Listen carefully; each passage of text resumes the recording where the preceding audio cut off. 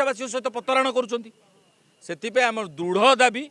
तुरंत ही chief secretary को विदा करा जाऊ आम ओडिया जड़े जड़े दक्ष ओडिया लोक चीफ सेक्रेटरी नियुक्ति करा जाऊ जदि यह न करा जाए जो दिन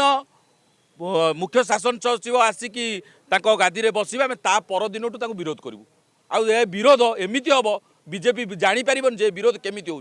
होमें पुणी राजरास्ता को ओह्लैबू एवं जो भाव में विजेडी की विरोध होता है से भाव में बीजेपी की विरोध हम केमिति विरोध करुला तमिल शासन करुला एबे पुणी एम आणिक पंजाबी शासन कर दिमुआ नीति दी जनकर से आम दृढ़ निंदा करुचु जड़े दक्ष ओडिया लोक आम ओडिशा लोक बहुत अच्छा भर जन कर दाबी